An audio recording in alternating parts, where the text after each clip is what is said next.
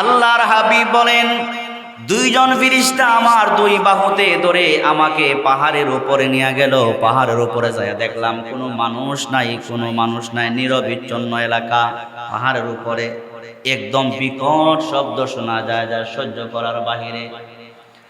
আমি নবীজি ভয় পাইতে লাগলাম। ফেরেশতাদেরকে জিজ্ঞেস করলাম, এই যে পাহাড়ের উপরে কোনো মানুষ নাই, বিকট শব্দ শোনা যায়, এই শব্দগুলা কিসের শব্দ? ফেরেশতারা জবাবে বলল, ইয়া রাসূলুল্লাহ, ইয়া হাবিবাল্লাহ, যেই শব্দ আপনার কান পর্যন্ত আসতেছে এটা সাধারণ কোনো মানুষদের সারা শব্দ না, আওয়াজ না। ওই শব্দগুলা হইল আপনার উম্মতদের মধ্যে যারা জাহান্নামী তাদের আওয়াজের শব্দ। ইয়া রাসূলুল্লাহ, ইয়া হাবিবাল্লাহ, ওই জাহান্নামীদের চিৎকার আওয়াজ শোনা যায়, বিকট শব্দ শোনা যায়। নবীজি বলেন, আমি এই শব্দগুলা শুনতে শুনতে তাকায়া দেখলাম অনেকগুলা মানুষ দুইটা পা উপর দিকে দেওয়া আছে, দুইটা পাকে উপর দিকে দিয়ে লটকিয়ে রাখা হয়েছে, দুইটা পা উপরের দিকে, আর তাদের মাথাটা হইল নিচ দিকে ঝুলন্ত অবস্থায় আছে। নবীজি বলেন, আমি তাকায়া দেখলাম দুইটা পা উপরের দিকে, মাথাটা একদম নিচ দিকে। আর আমি ভালো করে তাকায়া দেখলাম ঝুলন্ত দুইটা পা উপরের দিকে দিয়া, শরীরটাকে নিচে দিয়া দাঁড়ালো অস্ত্র, দাঁড়ালো করা দিয়া তাদের মুখমণ্ডলকে এইভাবে সিরাফারা করতেছে, ছিঁড়তেছে লোহার অস্ত্র দ্বারা তাদের মুখমণ্ডলকে সিরাফারা করতেছে। আর তারা উচ্চ সুরে সুরগুল করতেছে, আওয়াজ দিতেছে। আর তাকায়া দেখলাম তাদের ওই গালগুলা ছিন্ন ভিন্ন করার কারণে টপ টপ করে শরীর থেকে রক্ত ঝরে ঝরে পড়তেছে। আমি জিজ্ঞেস করলাম, ফেরেশতাদেরকে জিজ্ঞেস করলাম, তাদের অপরাধ কি, কোন কারণে তাদেরকে এই শাস্তি দেওয়া হচ্ছে? ও ফেরেশতা, তাদেরকে কোন কারণে এই শাস্তি দেওয়া হচ্ছে? উপর দিকে দুইটা ট্যাং দিয়া ঝোলায়া মাথাটা নিচ দিকে তাদের গালগুলা ছিঁড়ে ফেলা হচ্ছে, কারণটা কি? ফেরেশতারা আমাকে যেই কারণটা বলে দিল, ওই কারণটা হলো, ফেরেশতা বলতেছে, ইয়া রাসূলুল্লাহ, ইয়া হাবিবাল্লাহ, ওই মানুষদের একটা মাত্র অপরাধ হলো তারা বিনা কারণে ফরজ রোজাকে তারা ছেড়ে দিত, বিনা কারণে ফরজ রোজা তারা ছেড়ে দিত। ওগো আল্লাহ নবী, বিনা কারণে ফরজ রোজা ছেড়ে দেওয়ার কারণে দুইটা ট্যাং উপর দিকে ঝুলাইয়া মাথাটা নিচে দিয়া তাদের গালগুলাকে দাঁড়ালো অস্ত্র দিয়া সিরাফারা হচ্ছে। বলে, কতদিন পর্যন্ত এই শাস্তি চলবে? ইয়া রাসূলুল্লাহ, কিয়ামত পর্যন্ত তাদের এই শাস্তি চলতেই থাকবে। নাউজুবিল্লাহ। তাহলে আমার যুবক ভাইয়ারা ভালো করে শুনেন, বোঝার চেষ্টা করেন।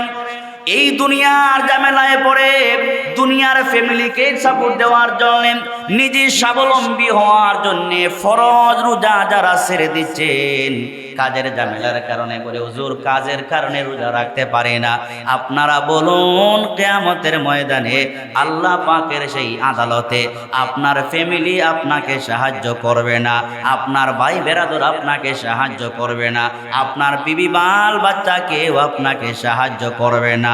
ওই রোজাগুলা ছেড়ে দেওয়ার কারণে আপনাকেই জাহান্নামের আগুনে জ্বলা লাগবে কি লাগবে না? আমরা যারা সাহারি খাওয়ার জন্য উঠি, ওই সময়টাও অনেক গুরুত্বপূর্ণ সময়। আসরের নামাজের পরে মাগরিবের আগ মুহূর্ত, এটা অনেক গুরুত্বপূর্ণ সময়, বিশেষ করে জুমার দিনে। আজকে তো জুমার দিন যাইতেছে, জুমার দিনে আসর এবং মাগরিব এই সময়টা হলো অনেক দামি সময়। রাসূল করিম সাল্লাল্লাহু আলাইহি ওয়াসাল্লাম বলেন, জুমার দিনে আসরের নামাজের পরে মাগরিবের আগ মুহূর্তে কেউ যদি দুনিয়াবি কোনো কথাবার্তা না বলে, আল্লাহর নবীর উপর 80 মর্তবা দরুদ পাঠ করতে পারে, রব্বুল আলামিন ওই ব্যক্তির 80 বৎসরের গুনাহকেও মাফ করে দেন। চিন্তা করেন কত গুরুত্বপূর্ণ একটা সময়, কিন্তু এই সময়টাকে আমরা হেলায় নষ্ট করে দেই না, গল্প টল্প করে এই সময়টাকে নার্ভাস করে ফেলি। জুমার দিনে অনেক গুরুত্বপূর্ণ সময় হইল আসর থেকে মাগরিবের আগ মুহূর্ত সময়, বেশি বেশি দরুদ পড়া। কি পড়া? বেশি বেশি দরুদ পড়া। তারপরে আজকে হলো জুমার দিন। এই জুমার দিনের কিছু মুহূর্ত আছে যেই সময়ে দোয়া কবুল হয়। মসজিদের ইমাম যখন খুতবা দেওয়ার জন্য দাঁড়ায়, যখন দাঁড়ায়, এই সময়টা হলো দোয়া কবুলের সময়। এই সময় না ঘুমিয়ে গল্প টল্প না কইরা মনে মনে দোয়া করা, বেশি বেশি ইস্তেগফার করা, আল্লাহ আমাকে মাফ করে দেন, আস্তাগফিরুল্লাহ, ইন্নাল্লাহা গফুরুর রহিম। এই কথাগুলা খুতবা চলাকালীন সময়ে মনে মনে যখন আপনি আল্লাহ পাকের কাছে এই কথাগুলা বলবেন, আল্লাহ তাআলা এই গুরুত্বপূর্ণ সময়টার কারণে আপনার দোয়া তওবা ইস্তেগফারকে কবুল করে নিতে পারেন।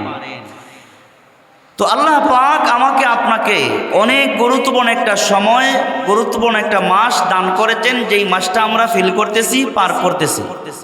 বাকি আর অল্প কয়টা দিন আমাদের সামনে আছে। আজকে চলে যাচ্ছে রমজানুল মুবারকের কত দিন? 9 দিন। 9 দিন আমাদের জীবন থেকে চলে যাচ্ছে। আমাদের কারো জানা নাই এই রমজানুল মুবারক কার জন্যে জীবনের শেষ রমজান হয়ে যাচ্ছে। কারো জানা আছে? কারো জানা নাই।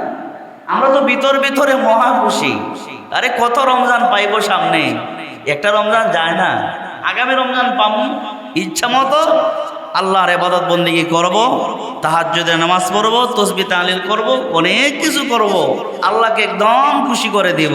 মনে মনে অনেকের টার্গেট আছে না?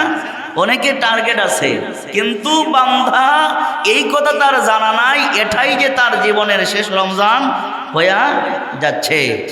এজন্য কার কোন সময় মরণের পরোয়ানা জারি হয়ে যায়, সময়টাকে কাজে লাগানো, প্রতিটা মুহূর্তকে কাজে লাগানো। যদি খোদা না খাস্তা আল্লাহ না করুন এই রমজানটাই আমার জীবনের শেষ রোজা হয়ে যায়, আল্লাহ পাকের কাছে এমনভাবে চাওয়া, এমনভাবে আল্লাহ পাকের কাছে আত্মসমর্পণ করা, যাতে করে এই রমজানের মধ্যেই রব আমাকে মাফ করে দেন। মদিনার কামলিওয়ালা নবী মুহাম্মদ মুস্তাফা সাল্লাল্লাহু আলাইহি ওয়াসাল্লাম, একটা পুরাতন ওয়াজ আমরা সকলেই জানি। রাসূল মিম্বরের সিঁড়িতে পা মুবারক রাখলেন, সাথে সাথে জিবরিল আমিন বললেন, আপনি আমিন বলেন। সাহাবীরা তাকায় দেখলেন নবীজি কোনোদিন জীবনে মিম্বরে ওঠা মাত্রই আমিন বলেন নাই, কিন্তু আজকে একটু ব্যতিক্রম দেখা যায়। প্রথম সিঁড়িতে পা দিলেন, আমিন বললেন, দ্বিতীয় সিঁড়িতে পা দিলেন, আমিন বললেন, তৃতীয় সিঁড়িতে পা দিলেন, আমিন। আমিন বলার মানে কি? দোয়া কবুল করা। আমরা যে নামাজ পড়াই গায়রিল মাগদুবি আলাইহিম ওয়ালাদ-দাল্লিন যখন বলি, মুসল্লি সবাই কি বলে? আমিন বলে। মুসল্লি সবাই কি বলে? আমিন বলে। এই সময় আমিন বলবেন, চুপ থাকেন না। আমিন বললে কি হবে? এই পর্যন্ত ইমাম সাহেব যতটা মোনাজাত করলেন, দোয়া করলেন, আল্লাহ পাকের প্রশংসার মাধ্যমে যে দোয়া করলেন, মুসল্লি সবাই যখন একসাথে আমিন বলবে, মুসল্লি এবং ইমাম এবং ফিরিস্তাদের আমিন বলা যদি একসাথে হয়ে যায়, এই মসজিদে যত মুসল্লি আসবে যারা আমিন বলবে, প্রত্যেকটা মুসল্লির জীবনের সব গুনাহগুলোকে আল্লাহ মাফ করে দিবেন। তাহলে ওয়ালাদ-দাল্লিনের পরে কি বলা? আমিন বলা। আমিন বলবো আমরা, পারবো না ইনশাআল্লাহ? আমিন মানে হলো কি? দোয়া কবুল করা। আল্লাহ আমার দোয়া কবুল করেন, আমার দোয়া।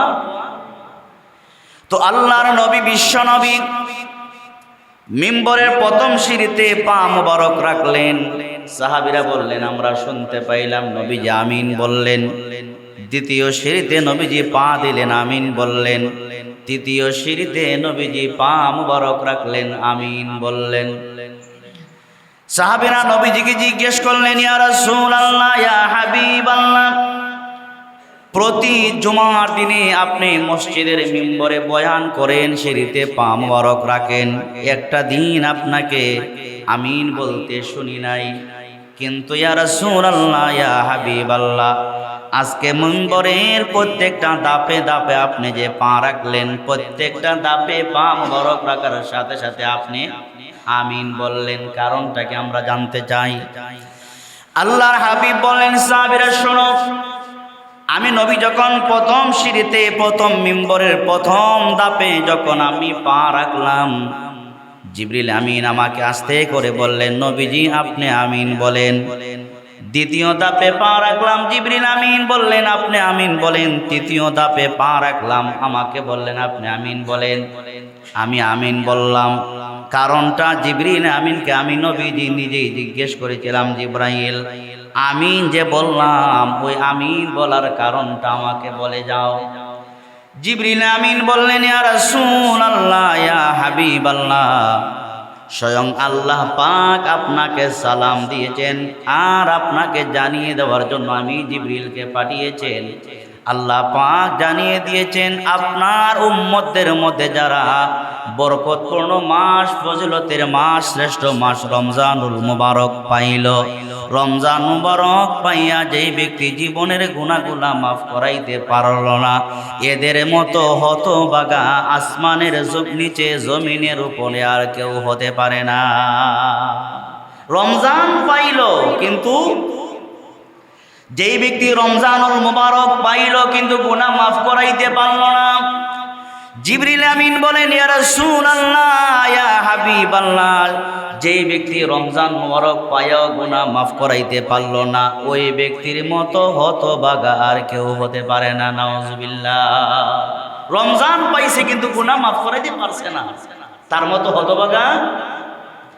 2 নাম্বার ধাপে যখন পা মুবারক রাখলাম, জিবরিল আমিন বললেন, ইয়া রাসূলুল্লাহ, ইয়া হাবিবাল্লাহ, যে ব্যক্তি তার জীবিত অবস্থায় বাবা মা পাইল, বাবা মা পায়া বাবা মায়ের খেদমত কইরা জান্নাতের মালিক হতে পারল না, এদের মতো হতভাগা আসমানের নিচে আর কেউ হতে পারে না। ওগো নবী, 3য় ধাপে যে আপনি আমিন বললেন, এর কারণটা হলো যেই ব্যক্তি আপনার পবিত্র নাম মুবারক শুনল অথচ আপনার নাম মুবারক শুই না আপনার উপর দুরূদ পাঠ করতে পারল না, এদের মতো হতভাগাও আল্লাহর জমিনের নিচে, জমিনের উপরে, আসমানের নিচে আর কেউ হতে পারে না। নাউজুবিল্লাহ। তাহলে আমরা এই হাদিস থেকে কি বুঝলাম? যে ব্যক্তি তার জীবদ্দশায় রমজানুল মুবারক পাইল আর তওবা ইস্তেগফারের মাধ্যমে গুনাহ মাফ করাইতে পারল না, ওই ব্যক্তির মতো হতভাগা আর কেউ হতে পারে নাকি? তার মতো হতভাগা আর কেউ হতে পারে? তাহলে আমার আপনার জীবনে কতটা রমজান যে চলে যাচ্ছে, দেখছে না? কত রমজান মাস চলে যাচ্ছে, আমরা আমাদের গুনাহগুলা মাফ করাইতে পারলাম না। তো বাকি যে অল্প কয়টা দিন আছে, এই দিনগুলাকে কাজে লাগাবার দরকার আছে না নাই? মহব্বতে বলেন, কাজে লাগাবার দরকার আছে না নাই? কাজে লাগাবার দরকার আছে। অনেক ভাই তো এমন আছে, এই বরকতপূর্ণ মাস, এত দামি মাস পাওয়ার পরও হেলায় খেলায় নিজের কাজের চাপে পড়ে রমজানের রোজা বাদ দিয়া দেয়। আছে না? যে বলেন আসেনি না নাই? হুজুর এত কাজ, এত বিশাল বড় বড় বস্তা মাথায় নিয়ে টানাটোনা করা লাগে, রমজানের রোজা কি রাখা সম্ভব নেই? রাখা সম্ভব নেই। আমি নাম বলবো না, এই খালিঘাটের একজন শ্রমিক ভাই আমাকে জিজ্ঞেস করলেন যে হুজুর রোজা রাখা তো সম্ভব না, বলে আপনি এই পর্যন্ত কয়টা রাখছেন? বলে একটাও না। 9 রমজান চলে যায়, একটা রোজা উনি এখনো রাখেন নাই। এখানে আসলে আসতে পারে, একটা রোজাও উনি রাখলেন না। কেন? উনি কারণটা উল্লেখ করলেন। কারণটা হলো রমজান মাসে এত প্রচুর কাজের ঝামেলায় যে কষ্ট হয়, এই কষ্টের পরে রোজা রাখা সম্ভব না ওনার জন্য।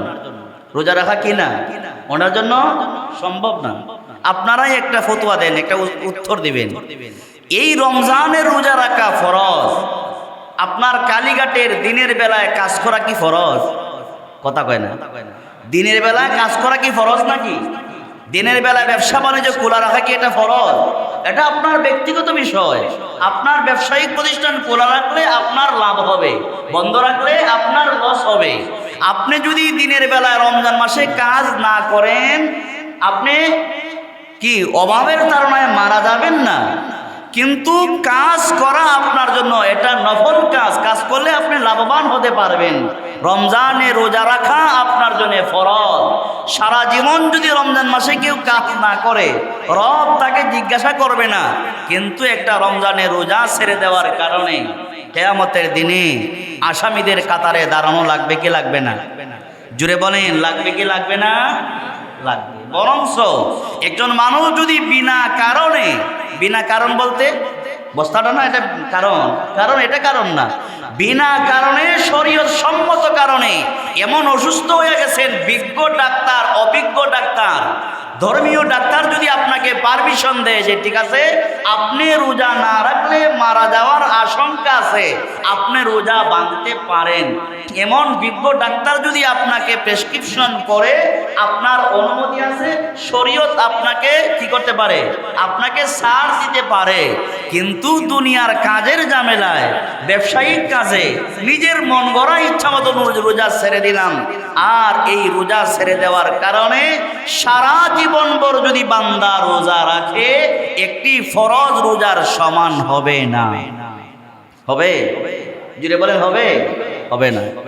রাসূল করিম সাল্লাল্লাহু আলাইহি ওয়াসাল্লাম বলেন, আমি একদিন ঘুমেছিলাম। আমি একদিন কি ছিলাম? ঘুমে। আমি ঘুমেছিলাম, ঘুমের মধ্যে স্বপ্নে দেখলাম। রাসূলের স্বপ্ন আর আমাদের স্বপ্ন তো এক না।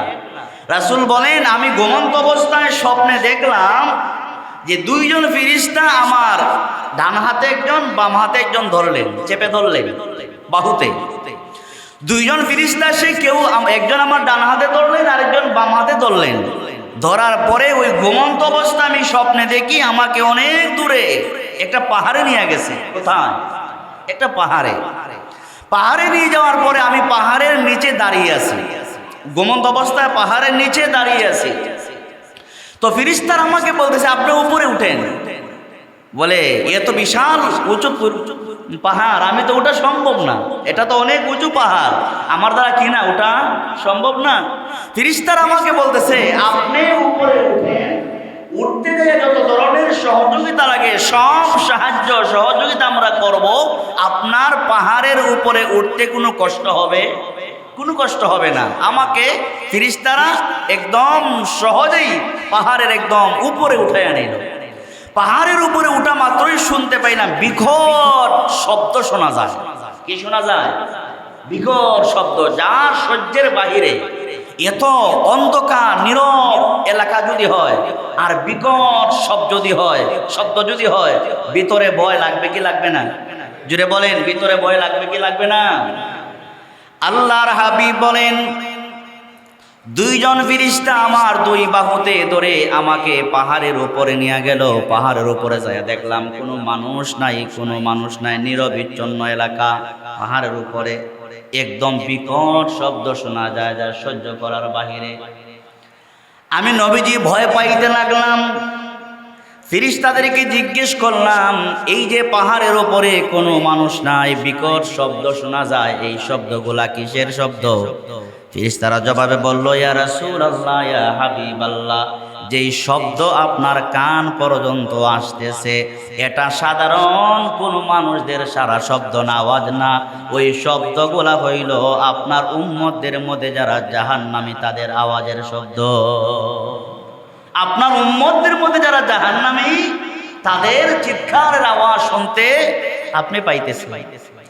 ইয়া রাসূলুল্লাহ, ইয়া হাবিবাল্লাহ, ওই জাহান্নামীদের চিৎকারের আওয়াজ শোনা যায়, বিকট শব্দ শোনা যায়। নবীজি বলেন, আমি এই শব্দগুলা শুনতে শুনতে তাকায়া দেখলাম অনেকগুলা মানুষ, দুইটা পা উপর দিকে দেওয়া আছে, দুইটা পাকে উপর দিকে দিয়ে লটকিয়ে রাখা হয়েছে, দুইটা পা উপরের দিকে, আর তাদের মাথাটা হইল নিচ দিকে ঝুলন্ত অবস্থায় আছে। নবীজি বলেন, আমি তাকায়া দেখলাম দুইটা পা উপরের দিকে, মাথাটা একদম নিচ দিকে। আর আমি ভালো করে তাকায়া দেখলাম ঝুলন্ত দুইটা পা উপরের দিকে দিয়া, শরীরটাকে নিচে দিয়া, ধারালো অস্ত্র ধারালো করা দিয়া তাদের মুখমণ্ডলকে এইভাবে ছিঁড়াফাড়া করতেছে, ছিঁড়তেছে লোহার অস্ত্র দ্বারা তাদের মুখমণ্ডলকে ছিঁড়াফাড়া করতেছে। আর তারা উচ্চ সুরে সুরগুল করতেছে, আওয়াজ দিতেছে। আর তাকায় দেখলাম তাদের ওই গালগুলা ছিন্ন ভিন্ন করার কারণে টপ টপ করে শরীর থেকে রক্ত ঝরে ঝরে পড়তেছে। আমি ফেরেশতাদেরকে জিজ্ঞেস করলাম তাদের অপরাধ কি, কোন কারণে তাদেরকে এই শাস্তি দেওয়া হচ্ছে? ও ফেরেশতা, তাদেরকে কোন কারণে এই শাস্তি দেওয়া হচ্ছে? উপর দিকে দুইটা ঠ্যাং দিয়া ঝোলায়া মাথাটা নিচ দিকে তাদের গালগুলা ছিঁড়ে ফেলা হচ্ছে। কারণটা কি? ফেরেশতারা আমাকে যেই কারণটা বলে দিল, ওই কারণটা হলো, ফেরেশতা বলতেছে, ইয়া রাসূলুল্লাহ, ইয়া হাবিবাল্লাহ, ওই মানুষদের একটা মাত্র অপরাধ হলো তারা বিনা কারণে ফরজ রোজাকে তারা ছেড়ে দিত। বিনা কারণে ফরজ রোজা তারা ছেড়ে দিত।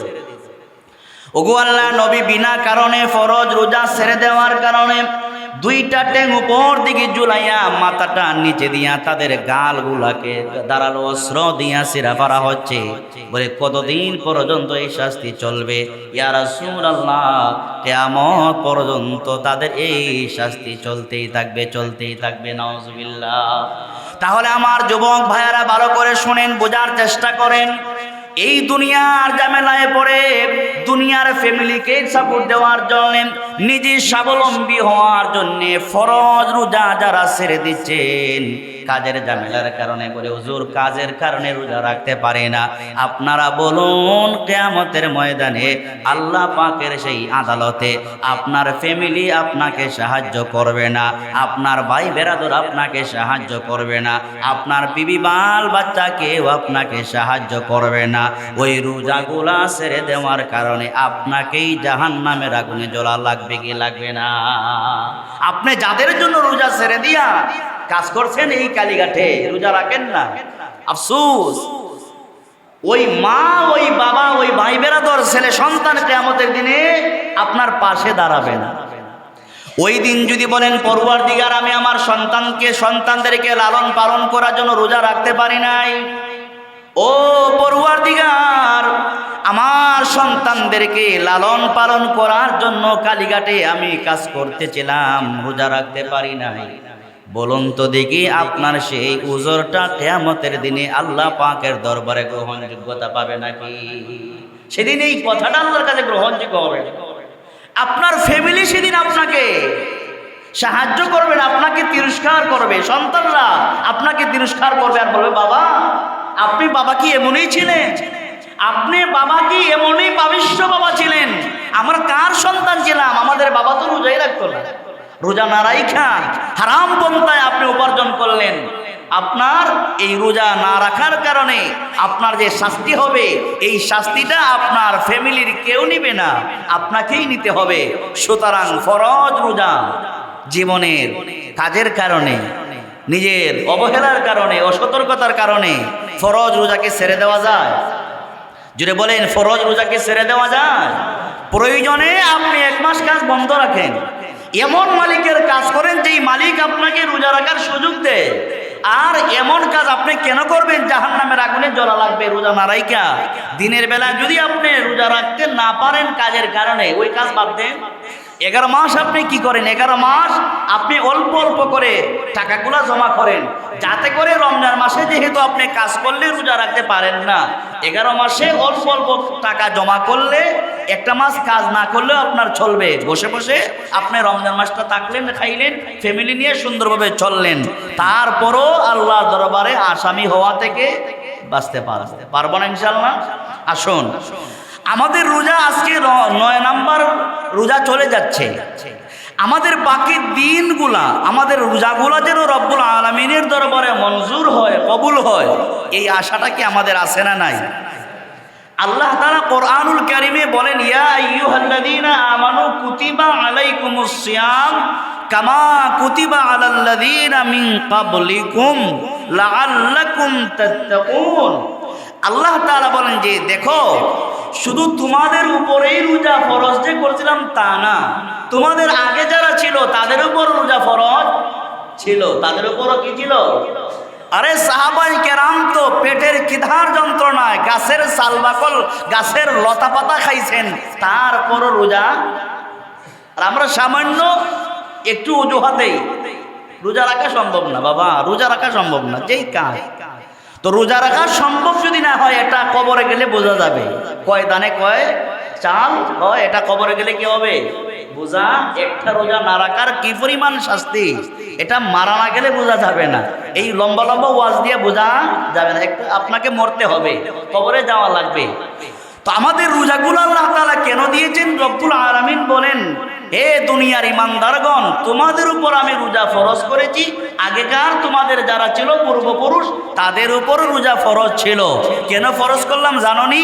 লাআল্লাকুম তাত্তাকুন, এই রমজানুল মুবারকের মাধ্যমে যেন তোমরা মুত্তাকি হতে পারো। খোদাভীতি যেন তোমাদের ভিতরে ঢুকানোর মাধ্যমে তোমরা যেন তাকওয়া অর্জন করতে পারো, আল্লাহর নৈকট্যশীল বান্দা হতে পারো। রমজানের রোজা রাখার মাধ্যমে আমরা কি অর্জন করতে পারি? তাকওয়া। কি অর্জন করতে পারি? তাকওয়া যেন অর্জন করতে পারি। কিন্তু এক একজনের জীবনে 40টা রমজান চলে গেছে, মগর তাকওয়া অর্জন আর হয়? জোরে বলেন, তাকওয়া অর্জন আর? রমজান মাসে মোটামুটি তাকওয়া অর্জন হয়। যেমন মনে করেন কিভাবে তাকওয়া অর্জন হইল? দিনের বেলা দিনের বেলা 1টা 2টা বা 3টার সময় আপনার পেটে দারুণ খিদা, দারুণ পানির পিপাসা লাগছে। আপনি যেই বাসাতে আছেন, আপনার বাসাতে আর কেউ নাই, উপরে আছে নিচে আছে, আপনার বাসাতে আর কেউ নাই, কিন্তু পেটে দারুণ খিদা, সহ্যের বাহিরে, পানির প্রচন্ড পিপাসা, মানে সহ্য করা যাইতেছে না। বলুন তো দেখি, রমজান মাসে দিনের বেলায় একজন রোজাদার মানুষ যতই পানির পিপাসা লাগুক, যতই পেটে খিদা লাগুক, ওই ব্যক্তি কি পানি পান করে? জোরে বলেন, পানি পান করে? কেন ওই রোজাদার ব্যক্তি পানি পান করে না? কারণটা হলো, সে ভালো করে জানে উপরের তালায় মানুষ আছে, নিচ তালায় মানুষ আছে, আমার তালায় যদিও মানুষ নাই, আমার আশেপাশে যদিও মানুষ নাই, আমি ওই অবস্থায় পানির পিপাসার কারণে পানি পান করতে পারি, খিদা দূর করার জন্য আমি খাবার খাইতে পারি। আমার আশপাশের কেউ না দেখলেও আমাকে যিনি দেখবেন তিনি কে? যিনি দেখবেন তিনি কে? দুনিয়ার মানুষের চোখে ফাঁকি দিতে পারি, আল্লাহর চোখে ফাঁকি দিতে পারি না। সুতরাং পানির পিপাসার কারণে আমি রোজা ভাঙতে পারি না, পানি খাইতে পারি না। পেটের খিদা নিবারণের জন্য, আমার পেটের ভোগ নিবারণের জন্য রোজা ভাঙতে পারি না, কারণ আমার রব আমাকে দেখতেছেন। ওই রোজা মাসে রমজানুল মুবারকে রোজা রাখা অবস্থায় একদম রোজাদারের ভিতরে তাকওয়া, বলুন তো দেখি, তাকওয়া তার আছে না নাই? তার ভিতরে তাকওয়া আছে না না? তাকওয়া আছে, কিন্তু ওই রোজাদার ব্যক্তি রমজান যখন চলে যায়, ওই রোজাদার ব্যক্তি রমজান যখন চলে যায়, রমজান যাওয়ার পরে ওই তাকওয়াটা তার দূর হয়ে যায়। তাকওয়া তার আর কি থাকে না? থাকে না। রমজান মাসে একজন মানুষ যদি দিনের বেলায়, দিনে এবং রাতে চুরি করার সময় সুযোগ যদি থাকে, একজন রোজাদার ব্যক্তি রমজান মাসে কি করে না? চুরি করে না। কারণ আমি না রোজাদার, রমজান মাসে চুরি করলে গুনাহও বেশি হবে, সব যেমন বেশি গুনাহও বেশি হবে। একজন রোজাদার ব্যক্তি চুরি করার সুযোগ থাকলেও চুরি করে না। ঠিক তেমনি ভাবে রমজানুল মুবারক যদি আমরা ভালো করে পার করতে পারি, আল্লাহ পাক যেইভাবে আদেশ করেছেন সেইভাবে যদি পালন করতে পারি, আশা করা যায় আমরা তাকওয়াবান হতে পারবো, আল্লাহর খাঁটি বান্দা হতে পারবো, ঠিক কিনা?